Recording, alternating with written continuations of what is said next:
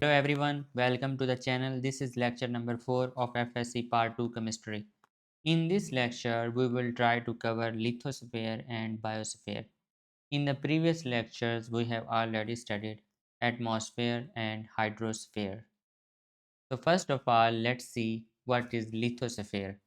Lithosphere की definition है solid rocky crust of earth, जिसका मीनिंग है ज़मीन की ठोस पथरीली तह। सॉलिड मीन ठोस, रॉकी पथरीली एंड क्रस्ट मीन तय, जो ऊपर वाली तय होती है। क्रिकेट बॉल का जो हम डायमीटर देखते हैं, मेजर करते हैं, तो वो 7.3 सेंटीमीटर के अराउंड होता है। इसी तरह फुटबॉल का डायमीटर 22.3 सेंटीमीटर के राउंड अबाउट है। ज़मीन का डायमीटर 12,742 किलोमीटर है अगर इसको इक्वेटर से नापा जाए। इक्वेटर एक इमेजिनरी लाइन होती है जो ज़मीन को नॉर्दर्न और सदर्न हेमिस्फेयर में डिवाइड करती है। तो यहाँ से ज़मीन का डायमीटर जो है वो इक्वेटर से अगर हम नापें तो वो 12,742 किलोमीटर बनता है। अब बॉल जो है, हार्ड बॉल जो क्रिकेट बॉल है, उसके अंदर जूट होता है या वो लेदर से जो है फुल की हुई होती है। इसी तरह फुटबॉल के अंदर एयर भरी जाती है। लेकिन अगर हम ज़मीन को देखें, ज़मीन की खुदाई करें, ज़मीन का क्रॉस सेक्शन देखें, तो ज़मीन के अंदर भी लेयर्स मौजूद हैं। तो लेयर्स जो हैं उनको डिवाइड किया गया है 3 हिस्सों में। एक है crust, second mantle and then core. Core को फर्दर 2 हिस्सों में डिवाइड किया जाता है, inner core and outer core. जो ज़मीन की सबसे ऊपर वाली तह है उसको क्रस्ट कहते हैं। क्रस्ट फॉर एग्ज़ाम्पल आप ओनियन की एग्ज़ाम्पल ले लें, जो प्याज़ है, उसका जो ऊपर बारीक छिलका होता है वो क्रस्ट है। क्रस्ट के बाद मेंटल आता है। मेंटल जो है वो 2900 किलोमीटर डीप है और मेंटल के बाद आउटर कोर 5100 किलोमीटर डीप है। And then inner core 6378 kilometre इसकी गहराई है। जो कोर होती है, इनर कोर, वो सॉलिड है। हालांकि यहाँ पर टेम्परेचर ऑलमोस्ट 6000 डिग्री सेंटीग्रेड है। इतना टेम्परेचर होने के बावजूद ये जो लेयर है वो सॉलिड रहती है। ये टेम्परेचर सूरज के ऊपर भी ऑलमोस्ट इतना ही टेम्परेचर मौजूद है, 6000 डिग्री सेंटीग्रेड। और उसके बाद आउटर कोर है, यहाँ पे टेम्परेचर ऑलमोस्ट 5000 डिग्री सेंटीग्रेड होता है। लेकिन ये लेयर लिक्विड है, यहाँ पे ज़्यादातर आयरन और निकल मौजूद है। आयरन और निकल जो है लिक्विड हालत में मौजूद है। ये समझा जाता है कि यहाँ पे जो इन एलिमेंट्स के लिक्विड होने की वजह से ज़मीन पे मैग्नेटिक फील्ड मौजूद है। तो मैग्नेटिक फील्ड के रिस्पॉन्सिबिलिटी जो है वो आउटर कोर की है। उसके बाद मेंटल आता है, यहाँ पे टेम्परेचर 1200 टू 3000 डिग्री सेंटीग्रेड तक होता है। और यहाँ पे जो एलिमेंट अबंडेंट मौजूद हैं उनमें मैग्नीशियम है, एल्यूमिनियम है एंड सिलिकॉन है। और उसके बाद क्रस्ट में ज़्यादातर एल्यूमिनियम एंड सिलिकॉन बहुत अबंडेंट मौजूद है। अब लिथोस्फीयर जो है वो इसमें क्या-क्या आता है? क्रस्ट आती है या मेंटल आता है या कोर आता है? तो लिथोस्फीयर के अंदर क्रस्ट आती है और मेंटल का कुछ पार्ट मौजूद है। यहाँ पे डेफिनेशन लिखी हुई है लिथोस्फीयर की, crust and upper most solid mental. Mental जो है वो ऑलमोस्ट 2900 किलोमीटर इसकी गहराई है, लेकिन जो सबसे ऊपर जो वाली जो तय है मेंटल की, और जो क्रस्ट है वो लिथोस्फीयर का पार्ट है। लिथोस्फीयर की जो गहराई है वो डिफरेंट बुक्स में, लिटरेचर में डिफरेंट लिखी हुई है। ये ऑलमोस्ट 0 टू 70 किलोमीटर डीप होता है। जहाँ पे समंदर मौजूद है वहाँ पे लिथोस्फीयर की तह बारीक हो जाती है, वहाँ 5 से 10 किलोमीटर डीप है। और जहाँ पे पहाड़ हैं वहाँ पे ऑलमोस्ट 70 किलोमीटर तक भी इसकी गहराई है। और वैसे जो ज़मीन है, जो खुश्की है, वहाँ पे ऑलमोस्ट 0 टू 40 किलोमीटर डीप है। तो हम आगे लिथोस्फीयर को देखते हैं कि यहाँ तक जो है साइंटिस्ट पहुँचे कैसे हैं, उन्होंने ऑब्ज़र्व कैसे किया डिफरेंट लेयर्स को। तो रशियन जो साइंटिस्ट थे, जब ये सोवियत यूनियन था, रशिया एक अलहदा पार्ट नहीं था, तो 1991 से पहले जो है साइंटिस्ट ने खुदाई शुरू की कि हम ज़मीन की ज़्यादा से ज़्यादा गहराई में जाते हैं। तो एक प्रोजेक्ट था कोला सुपर डीप वेल। ये कुएँ का नाम है जिसको उन्होंने खोदा था और तकरीबन ये 12,262 मीटर डीप है, जो ऑलमोस्ट अराउंड 12 किलोमीटर बनते हैं। ये दुनिया पर सबसे गहरा जो है मैन मेड गड्ढा है। इससे ज़्यादा गहराई वाला गड्ढा जो है वो दुनिया में मौजूद नहीं है जो इंसानों ने खोदा हुआ हो। और उसके बाद यूएसए ने मतलब इसको कम्पीट करने के लिए रशिया को कि हम इनसे आगे निकलें, उन्होंने एक प्रोजेक्ट शुरू किया, प्रोजेक्ट मोहुल के नाम से। एक्चुअली इन्होंने ये प्रोजेक्ट यानी समंदर में जो है वो गड्ढा खोदना शुरू किया। एक्चुअली जो है आपको पता है कि आम जगहों पे हम गड्ढा खोदें तो वो क्रस्ट वहाँ पे मोटी होती है, लेकिन समंदर में 5 से 10 किलोमीटर की गहराई है। तो उन्होंने वहाँ से स्टार्ट किया ताकि हमें कम खोदना पड़े और हम मेंटल में गहराई तक पहुँच जाएँ। लेकिन यहाँ पे एक्सपेंसेस बहुत ज़्यादा थे। समंदर में जो है खुदाई करना ये कोई आसान काम नहीं था, ड्रिल करना। तो एक्सपेंसेस ऑलमोस्ट $2 मिलियन से भी ज़्यादा बढ़ गए थे, तो उन्होंने प्रोजेक्ट माहौल को जो है वो स्टॉप कर दिया। उसके बाद जो है जापान ने भी प्रोजेक्ट शुरू किया जिसको चिक्यू प्रोजेक्ट का नाम दिया। And then I think Germany ने भी एक प्रोजेक्ट स्टार्ट किया था। मुझे उसका नाम नहीं याद, लेकिन जो सबसे ज़्यादा जो गहराई है वो 12,262 मीटर डीप, इससे ज़्यादा गहराई वाला जो है वो कोई ऐसा प्रोजेक्ट नहीं आया जिन्होंने ज़्यादा डीप तक कोई गड्ढा खोदा हो। तो कोला सुपर डीप वेल इसके पास ये रिकॉर्ड मौजूद है और ये रशिया के अंदर अब है। तो ये प्रोजेक्ट स्टॉप क्यों किया गया था? इससे ज़्यादा क्यों नहीं खोदा गया? क्योंकि जब ये इतनी गहराई तक पहुँचे तो टेम्परेचर जो है 180 डिग्री सेंटीग्रेड तक पहुँच गया। और यहाँ 180 डिग्री सेंटीग्रेड टेम्परेचर के होते हुए ड्रिल करना बहुत मुश्किल था। साइंटिस्ट ने पहले फ़र्ज़ किया हुआ था कि यहाँ पे टेम्परेचर कोई 100 डिग्री सेंटीग्रेड होगा। लेकिन जो उन्होंने ऑब्ज़र्व किया वहाँ पहुँच के ड्रिल के ज़रिए, तो वो 180 डिग्री सेंटीग्रेड के राउंड अबाउट टेम्परेचर था। तो इसकी वजह से और सोवियत यूनियन जो है वो भी टूट चुकी थी। रशिया और उसके डिफरेंट पार्ट्स जो है वो अलहदा हो चुके थे। तो पॉलिटिकल इश्यूज़ की वजह से उन्होंने इसमें कोई अपडेट नहीं लाई और इस प्रोजेक्ट को जारी नहीं किया। तो उसके बाद ये प्रोजेक्ट स्टॉप हो गया। देन हम मूव करते हैं लिथोस्फीयर की रीडिंग की तरफ जो आपकी बुक में मेंशन है कि it consist of rigid rocky crust of earth and extend to the depth of 100 kilometre. ये 100 किलोमीटर तक फैला हुआ है। 100 किलोमीटर में कुछ क्रस्ट आ जाएगी, मतलब क्रस्ट का ऑलमोस्ट सारा पार्ट आ जाएगा अगर हम क्रस्ट को अज्यूम करें 0 टू 70 किलोमीटर तक। लेकिन कोई बुक्स में 100 किलोमीटर तक भी क्रस्ट का दिया हुआ है। और उसके बाद मेंटल का जो है वो कुछ पार्ट है, अपर मोस्ट मेंटल जो है। अज्यूम कर लें कि 70 किलोमीटर क्रस्ट होगी, बाकी 30 किलोमीटर मेंटल का पार्ट हो गया। Mantle and core are the heavy interior of earth. हमने देखा था कि मेंटल ऑलमोस्ट 2900 किलोमीटर डीप है और कोर जो है वो ऑलमोस्ट 6000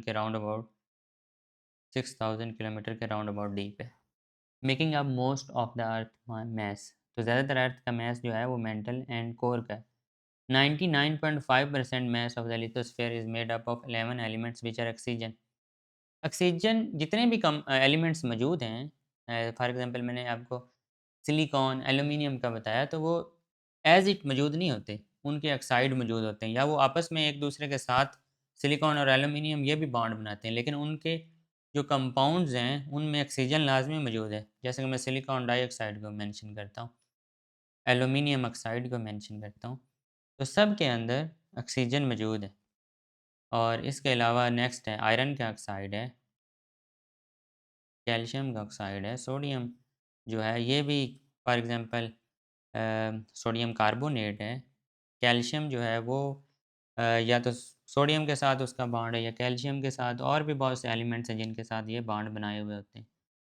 टाइटेनियम है, hydrogen and then phosphorus, total less than 1%। Titanium, hydrogen and phosphorus less than 1% मौजूद है। These elements present in trace amounts. For example जो एलिमेंट्स ट्रेस अमाउंट्स में मौजूद हैं उनमें कार्बन है, मैंगनीज़ है, sulphur, barium, chlorine, chromium, chlorine, zirconium, nickel, strontium and vanadium. These elements mostly occur in the form of minerals. ये minerals की सूरत में मौजूद होते हैं। नेक्स्ट हम मूव करते हैं बायोस्फीयर की तरफ। The area of earth life exist where life exist is known as biosphere. अब लाइफ तो डीप ओशंस में भी मौजूद है। इसके अलावा माउंटेन्स के ऊपर भी लाइफ मौजूद है। लाइफ एयर में भी मौजूद है। तो जहाँ जहाँ भी लाइफ मौजूद है वो बायोस्फीयर का पार्ट है। अब बायोस्फीयर जो है, अब लिथोस्फीयर जो है हमने पढ़ा था, तो जो ज़मीन की पथरीली तय है। एटमॉस्फेयर जो लेयर ऑफ एयर है, गैसेस की जो लेयर है। इसके अलावा हमने देखा था हाइड्रोस्फीयर। ये तीनों कंपोनेंट है ना इन्वायरमेंट के।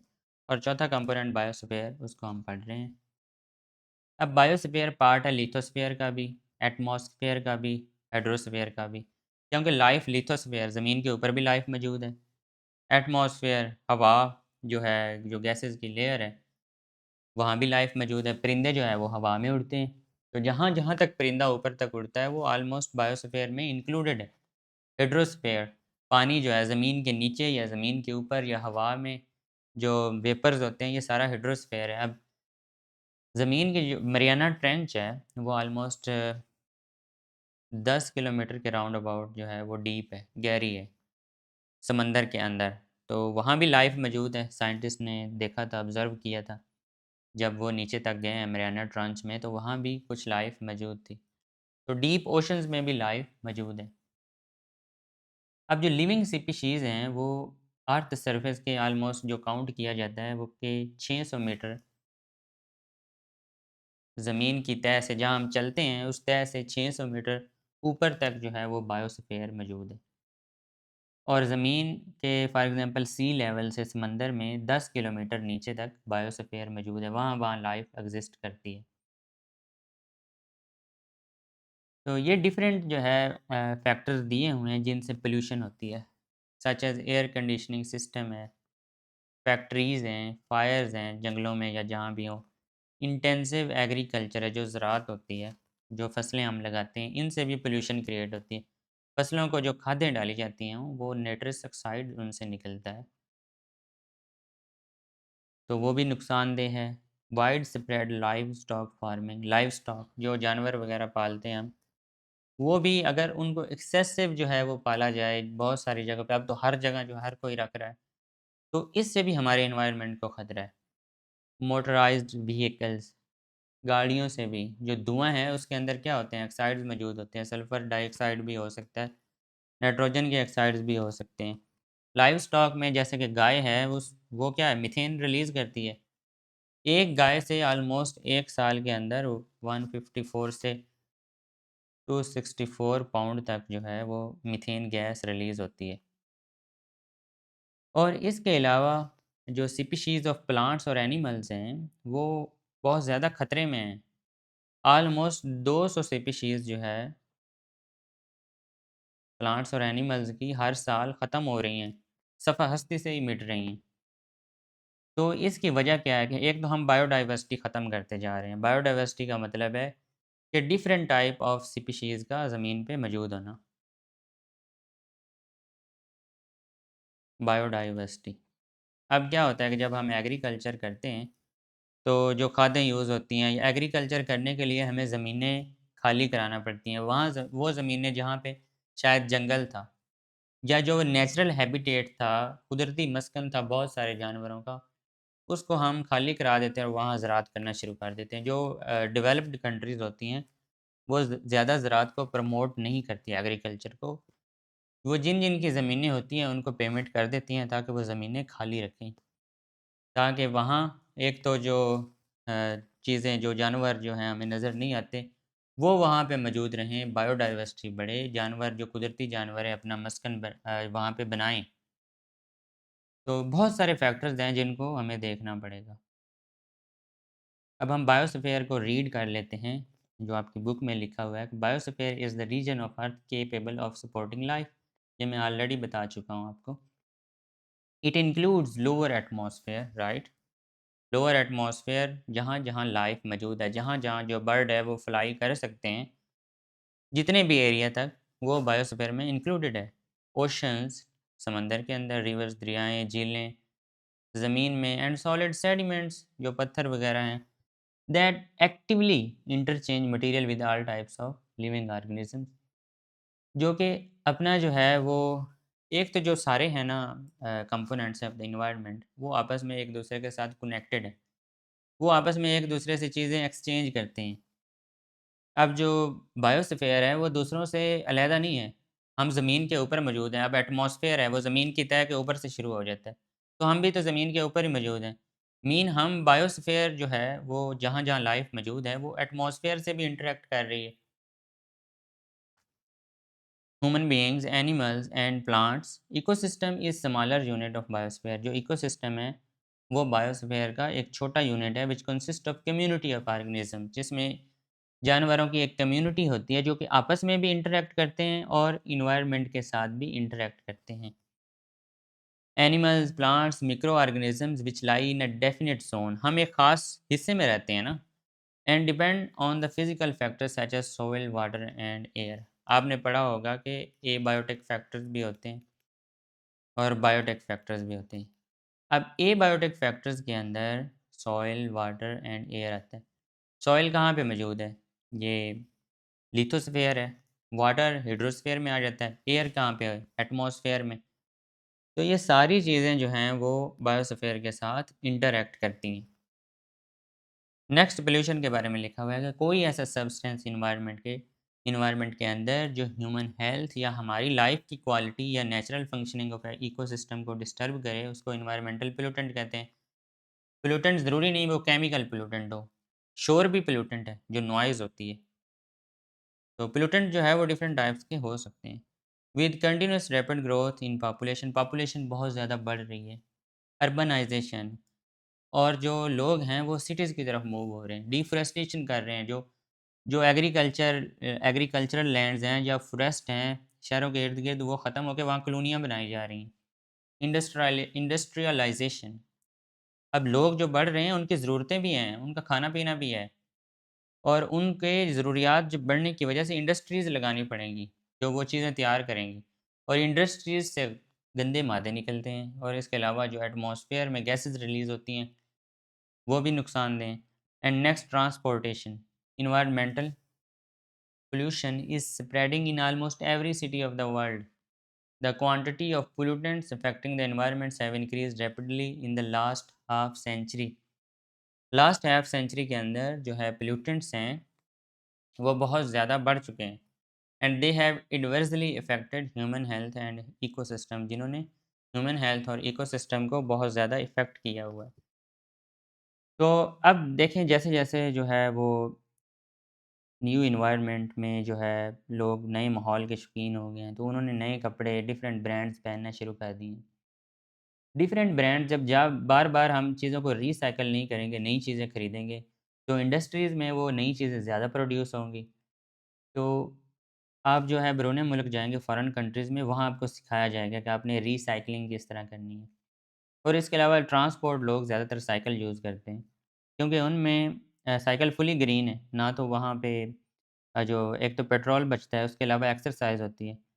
तो ऐसी चीज़ों को हमें प्रमोट करना पड़ेगा, अगर हमने पॉल्यूशन से बचना है। And thank you for listening the lecture very carefully.